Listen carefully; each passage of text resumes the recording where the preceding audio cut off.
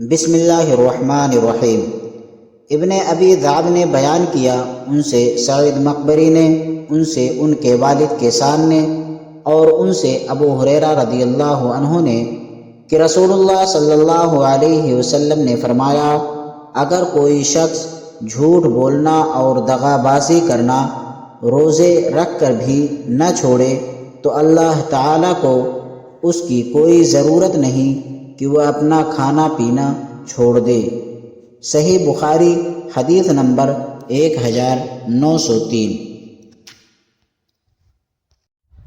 بسم اللہ الرحمن الرحیم۔ ابو حازم سلمہ بن دینار نے بیان کیا، اور ان سے سہل بن سعد رضی اللہ عنہ نے کہ رسول اللہ صلی اللہ علیہ وسلم نے فرمایا، جنت کا ایک دروازہ ہے جسے ریان کہتے ہیں، قیامت کے دن اس دروازے سے صرف روزے دار ہی جنت میں داخل ہوں گے، ان کے سوا اور کوئی اس میں نہیں داخل ہوگا۔ پکارا جائے گا کہ روزے دار کہاں ہیں؟ وہ کھڑے ہو جائیں گے، ان کے سوا اس سے اور کوئی نہیں اندر جانے پائے گا۔ اور جب یہ لوگ اندر چلے جائیں گے تو یہ دروازہ بند کر دیا جائے گا، پھر اس سے کوئی اندر نہ جا سکے گا۔